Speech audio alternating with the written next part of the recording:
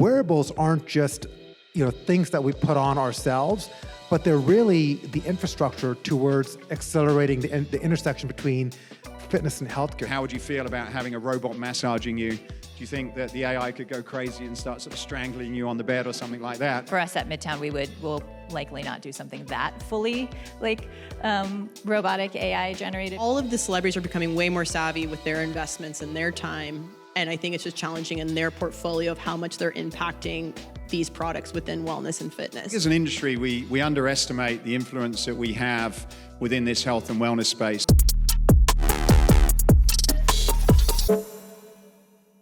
Good morning. Welcome to the, I think we'll call it the wrap-up session of Lifts. And what we typically do at the end of our podcast is we talk through a few subjects and then we go through some of our takeaways. And over the last couple of days, the key subjects that we've been talking about is mergers and acquisitions in the health and wellness space, the future of recovery, and then some of the modalities that are shaping the fitness industry going forward. And so, conveniently, there's been a few stories that have dropped in those three categories over the last 48 hours. So we've got a couple of guests with us that, where we're going to be talking through those this morning. And then we're going to share some of our ideas and takeaways at the end. So I'm going to start today with Mo. There's a recent story, mergers and acquisition. Oura has an 11 billion valuation, and they're raising 875 million, double last year's valuation, and they've sold 5.5 million devices, and they expect 1 billion in revenue this year. So I'm going to pass this over to you, Mo. Why does this matter, and what do you think the relevance of this pretty crazy valuation is?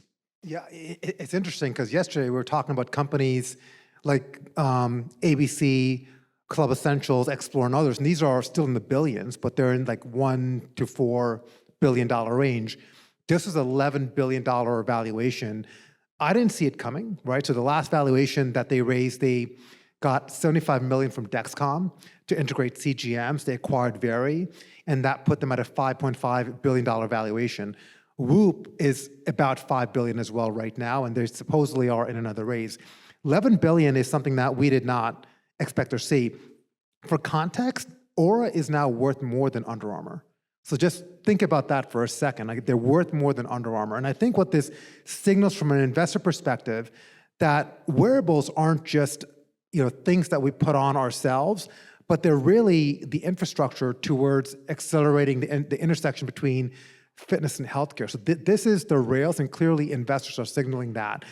I think the big question that we're thinking about, or we should be thinking about as an industry, is clearly investors are betting on walled gardens. When you think about what Apple released with Apple Health last week, you look at this play from Oura, everyone is building out these kind of walled ecosystems. And we're here thinking about interoperability, we're here trying to push for integration. So the question really is, and this is now a $1 trillion question, do wearables become open platforms, or do they continue to be these like closed gardens? And I think the investors are betting on walled gardens, but I think that consumers are going to prefer open platforms. But Loryn, I want to start with you first. Loryn, you're with Midtown, and I've had a chance to visit your club many times, stay at the hotel. We work together on a couple of things too, so that's been fun. But looking at your consumer, you, I would say, represent a premium segment. I don't know the data. I should know this, I feel like, but I would guess that more than half of your members have some sort of wearable in that. I know you've invested a lot in building a data warehouse and all the things. How do you think, Oura and other wearables would impact your member experience? It's a great question. Well, I think it really reaffirms that people are looking for value in the membership. They're looking for data. They want to know that what they're investing their hard-earned money and their time on is really providing them longevity. It's giving them, it's really giving back to them. So I think for us, hopefully we're able to start getting better information from wearables. I use a Whoop, and to me, it's like really, even I'm in the fitness industry my entire life, and it's really pushed me to look at sleep and recovery and how I'm investing my time in mobility versus just high intensity interval training 6-7 days a week. So I think it's going to help us continue to learn about our members, meet them where they're at, be able to deliver a premium experience that not only gives them a great movement experience and a great sweat, so to speak, but it's delivering to them what they're looking for, which is longevity, moving better, feeling better, aging gracefully. So I think that data is going to really help us curate, like you spoke about yesterday, really great experiences that are valuable, especially in the premium market. One of the things that is clear is that this, measuring sleep and this hitting the more general consumer is going to become more and more important as it seems going forward. Yesterday, we talked a little bit about the recovery space and how there's arguably confusion about what people should do, how they should do it, when they should do it. Having more access to some of this data, particularly around sleep, could potentially guide some of these decisions going forward. From a high price perspective, which is an area that you live in, Star, like what do you see the connection with some of the wearables that people are using out of the gym, and when they come into some of these spaces where they've got high price areas, for example, how, if any, do you see those two things potentially coming together? I actually want to take a poll, like how many people wear wearables in the room? Okay, so like this is like 80%. How many people have worn it for 2 years? 3 years? 4. Okay, so like we're all early adopters here, so I think this group is going to be most skeptical about it, but most knowledgeable on it. When you get outside of why the valuations of Ouras are so big, is that the people that we are servicing, I go on and on if you're testing me. So I've been a guinea pig. I think all of us are, in terms of like what the metrics say on a Garmin versus a Whoop versus an Oura versus an Apple Watch. So I agree with you that I think it'd be really interesting to see it being an open API for it. And where Hyperice fell into is that the term recovery, when I joined the company over 10 years ago, was for athletes to recover from their physical performance and to perform at their best. And then our clients and members want to get the same access to it. And our company works in hardware. Yes, like Oura and Whoop is technically hardware, but it's hardware immersed with software. And so I remember a few years ago when we met with Whoop and I was testing out and it says my strain score is in the red. And I still want to go to my Midtown and still get my training in that I'm training for my next marathon.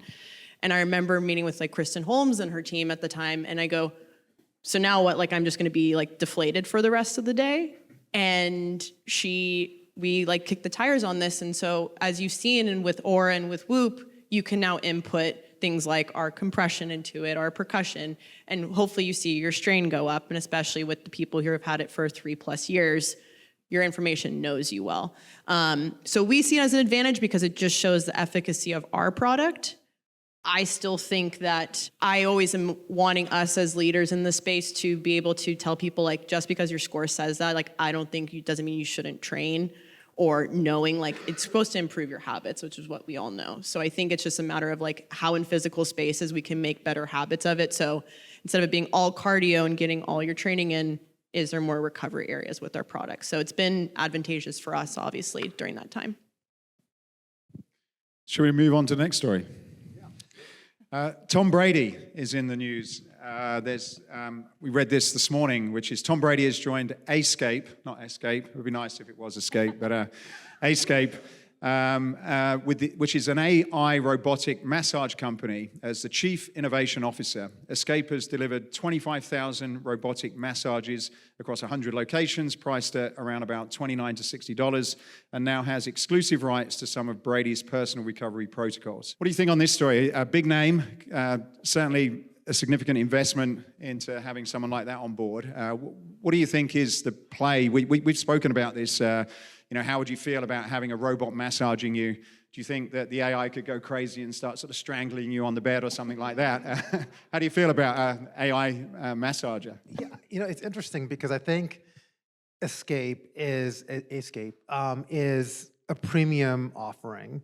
I've known the team there for many years.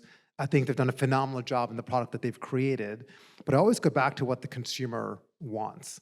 And, been going through it, you've got to put on this suit, you've got these 2 robotic arms in there. It is a little bit freaky, right, on it? And you're also paying, it's not cheap, it's $60 for 30 minutes. And I was speaking to, a pretty significant investor in our space last week when we had lunch in New York, and he just said, look, I can go to my massage place in the Upper East Side, and it's the same, maybe a little bit more for a human. And is this scalable? The cost of these machines, if you lease it, is about $7,000 a month to lease it, right? So yeah, $7,000 a month for a gym to lease it, and then you get a rev share of that. To me, that's not accessible, it's not scalable. And when we think about strategy, and we think about what we want to incorporate and invest in, these things take investment to do. There's investment in training, and I think it may be for Midtown. It could be a good fit. I know it's going into Equinox. I think it's an impressive product. But here's the story with Tom Brady, and with them acquiring the protocols. I think that's a smart play, because clearly, one, they can incorporate those protocols into the AI that is driving the massage. I think it also will help expand the application of who it's for and be a lot more prescriptive. So I think it's a good move. I think regarding Escape, the cost needs to come down. I think it's a perfect fit for Equinox and Midtown and maybe even Lifetime, the Four Seasons. I think that's a partnership with them. But if we want to go lower market, mid-market, or HVLP, probably not the right product for that. Do you want to comment?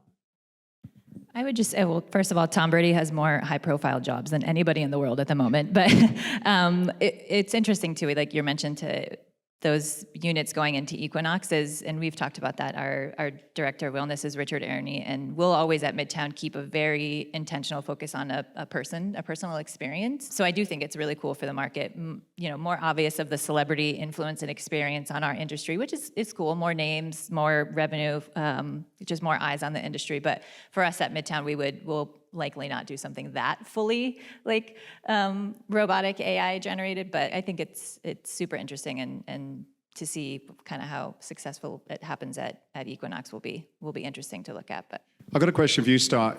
With technology moving more into our lives, this is a great example of where now we're first example where we're replacing humans with robots.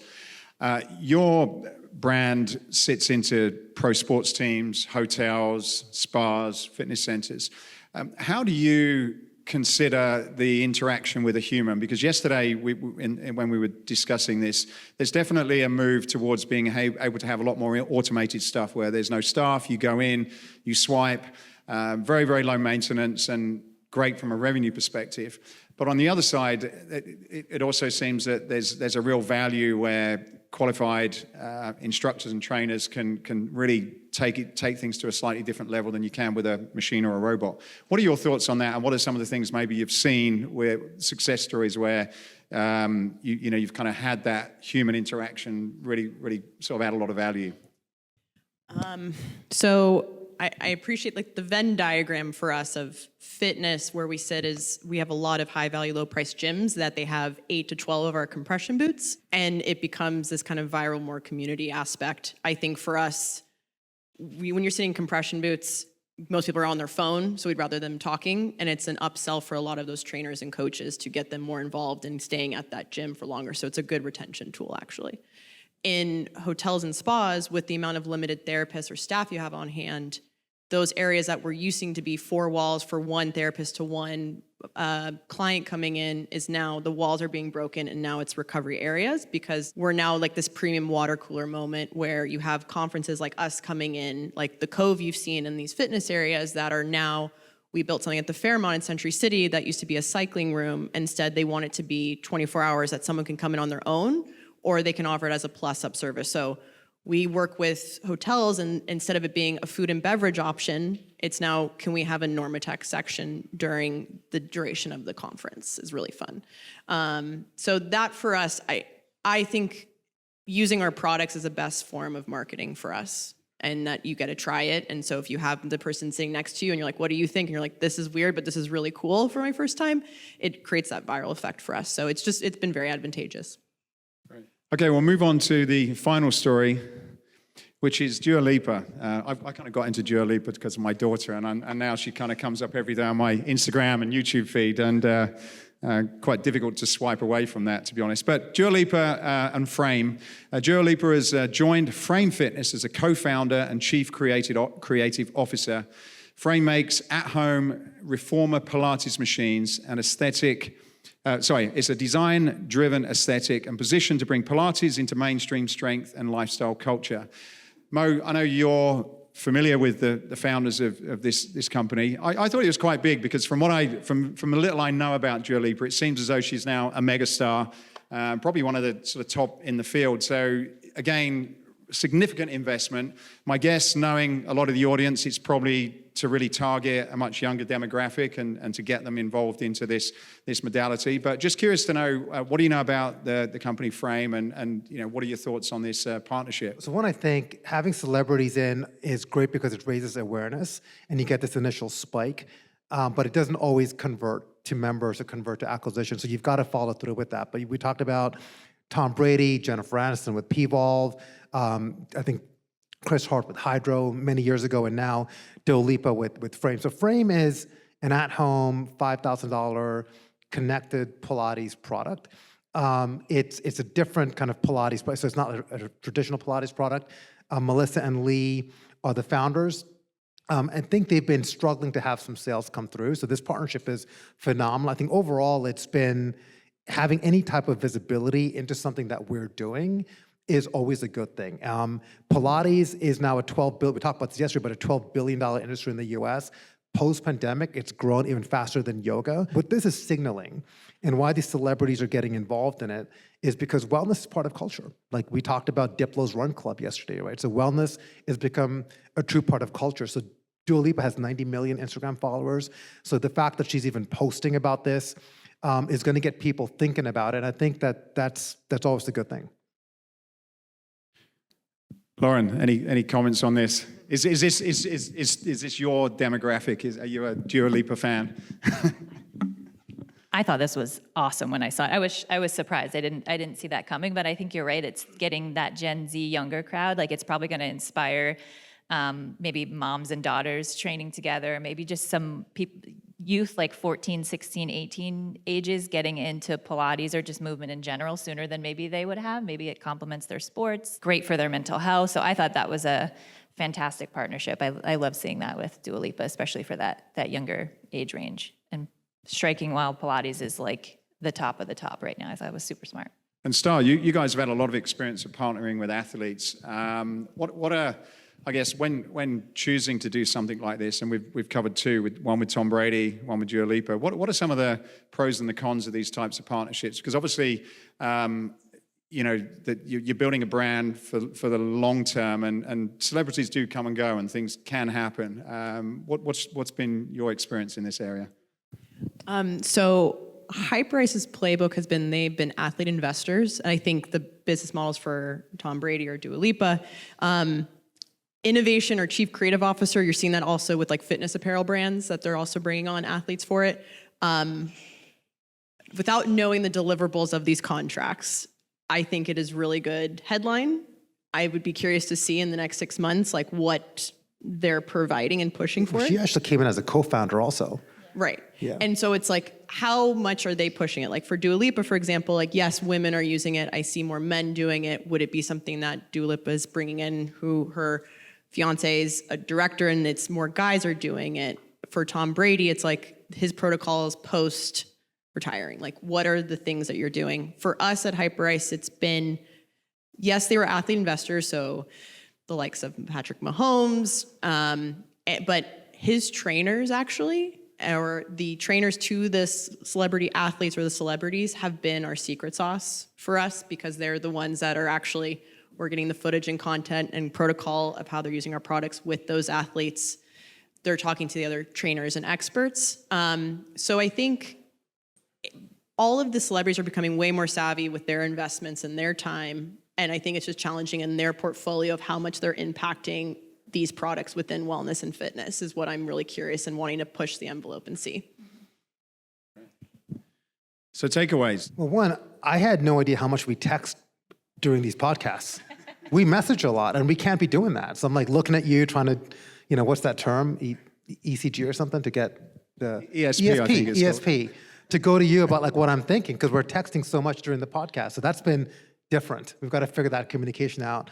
No, I think it's been great. So one, thank you for W3 for having us here. The conversations that I've had since we had the session yesterday, I've enjoyed workouts and meetings, is number one, capital that's coming in is clearly investing on the infrastructure. It's investing on the rails. And I think that that's a key signal. So if you're thinking about what technologies to invest in, what to build, think infrastructure, think how do I build something that could help scale something else. Recovery is no longer a perk. I think it's a moat. So I think recovery is a moat. It's a must-have. Everyone needs to include it. But you've got to be thoughtful in how you execute that strategy. You just can't. It's almost like we had some good podcast recordings yesterday, but thinking about a gym layout. Like we, as an industry, know very well on how to adjust gyms, how to optimize square footage, what the equipment layout should look like. There's an art to it, right? It's not just a science, there's an art to that. I think recovery could use some of that. I know HyperRest, you guys do some good job in consulting there. And I think finally, culturally, the conversations I've had is it's become an identity. So fitness, like the way you look and what you wear and the kind of work that you do, strength, the Pilates, it's become a part of who you are today. It's part of our identity as Americans.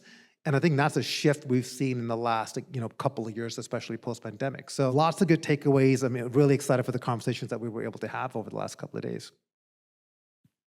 Do you want to? My ASP is not quite working. Not should we ask the ladies if we they've should got ask, any? Loryn, we'll start with you. What were your key takeaways from the last couple of days here? Yeah. Yeah, I'd say probably the most insightful was the conversation with you and Matthew yesterday. Just sometimes when you come to these events or trade shows or there's a bunch of presentations and conversations, but your topic yesterday specifically about being intentional about curating great experiences, especially in recovery right now, which is the hot topic, but making sure that before you throw, red light therapy into your clubs, to create an experience, make sure that it's programmed out. You have a really intentional point of view. You have success metrics. How do you want your members to feel? What's the emotion that you want to invoke through them throughout those experiences? So that really affirms to me the importance of no matter what the trend is or what's up and coming, but making sure that you're spending the time, research, energy, effort in figuring out what your members want. We're in the premium market, so we really want to make sure that we're programming out those experiences really well and thoughtfully, but exactly knowing what they want and kind of teaching them. I think the member education point that you guys talked about is huge and so important, and something that we heavily invest in, especially from new member onboarding. So I'd say that really premium experience is thoughtful. There's research put into it. You're really meeting the members where they're at and providing different experiences for what people are looking for, depending on what their aspirations are. So I think that intentionality behind the experience is probably the affirmation of that, the reaffirmation of that was really my key takeaway. Star, what are your takeaways over the last couple of days?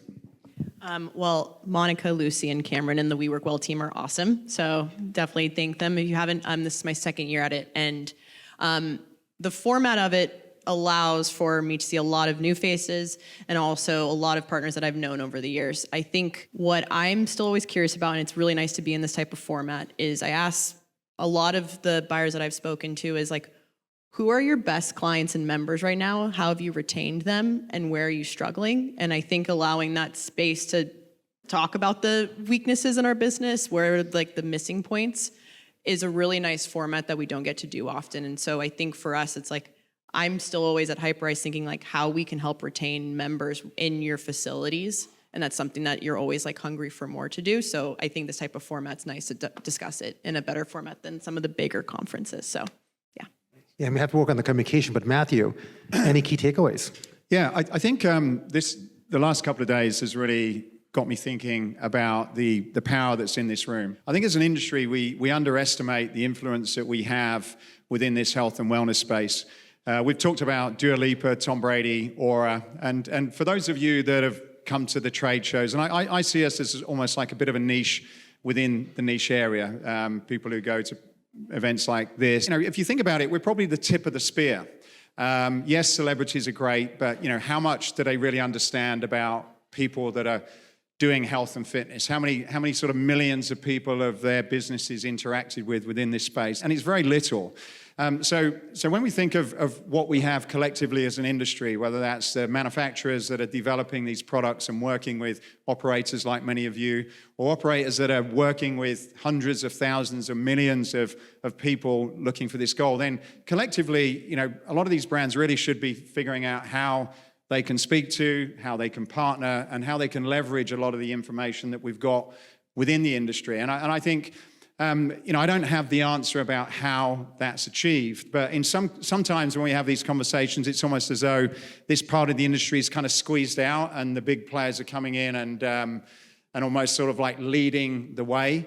But over the last couple of days, we've had a number of conversations with many people, and the depth of the information and how far back that goes and just how solid the knowledge is in here is pretty amazing. So again, I don't have the answer about how that can be harnessed and how that can be used, but I'm sure there's a much bigger part that we can be playing in the future of this space. So that's my takeaway. And I think just that, I think it's tied to ecosystems, right? So it's what I've heard from a lot of operators and even suppliers the last 2 days is they've stopped selling the workouts and they're selling ecosystems. We've had conversations with some operators talking about you've got to do an assessment and we want to sell you something that is going to apply specifically to you, not just to say, look at the great equipment that we have. It's more about how do you use it? How can you make the most use of it? So one, thank you so much for joining our session. And I want to thank the conference as well. Monica, I'll hand it off to you. Thank you. Thank you, guys. Thanks to Star and Loryn for contributing. And thank you to Mo and Matthew for running our Grow Well session these last couple of days. So why don't we give them a round of applause? Thank you, guys.